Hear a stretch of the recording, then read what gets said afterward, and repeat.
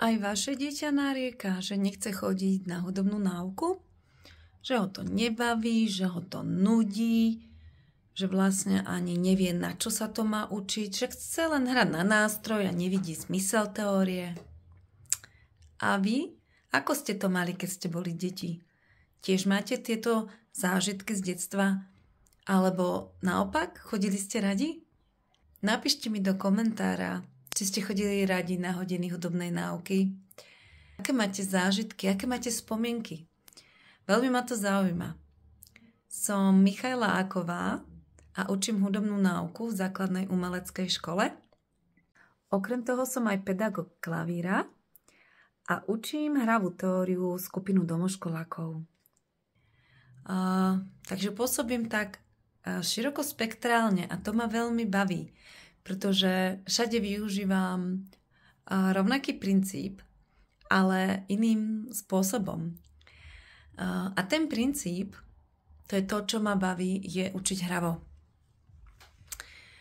Pretože keď som nastúpila do základnej umeleckej školy, som sa bohužiaľ stretávala s deťmi, ktoré mi povedali, že ich teória nebaví, že ich nudí. A samozrejme ma to trápilo, keďže som teóriu učila, tak som začala využívať viac prvkov z mojej metodiky, ktorú mám vypracovanú už vyše 10 rokov. Venujem sa už 4-ročným deťom a bez problému sa naučia noty, mená nôt, hodnotu nôt, cítia rytmus, metrum, frázu, intonujú. Všetko robím veľmi, veľmi hravo. A tento princíp je pre mňa absolútnou alfou, omegou, absolútny základ pri výučbe, či už klavíra, alebo aj teórie. Tak som začala do hodín vnášať viac hravosti, viac tvorivosti, viac komunikácie.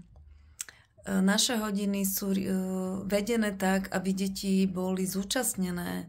Naozaj ich cez otázky, cez tieto príbehy vždy vrátim do hodiny, pretože je veľa detí, ktoré vypínajú, keďže sú už naozaj unavené po škole.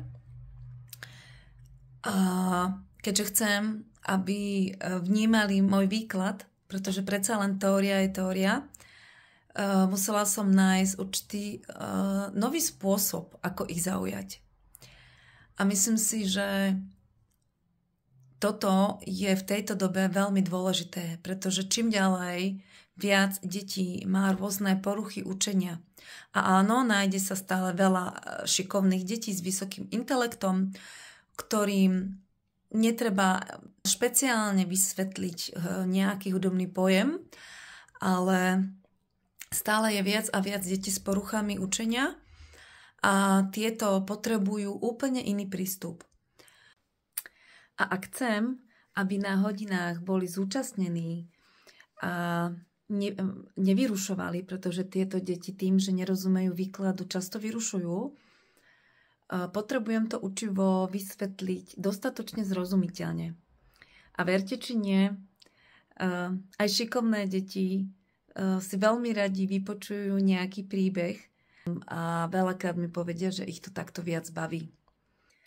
Ak sa vám páči môj prístup, kľudne si môžete pozrieť nejaké videá na YouTubeovom kanáli Hravá teória, alebo si môžete pozrieť moju stránku na Facebooku Sprievodkyňa detí do ríše hudby. Budem rada aj za koment, či sa vám páči moja vízia učiť hravo. Taktiež som v dispozícii rodičom, ktorí by radi poskytli svojmu dieťaťu bezpečný priestor a môj hravý prístup, respektíve hravý prístup pod môjim vedením.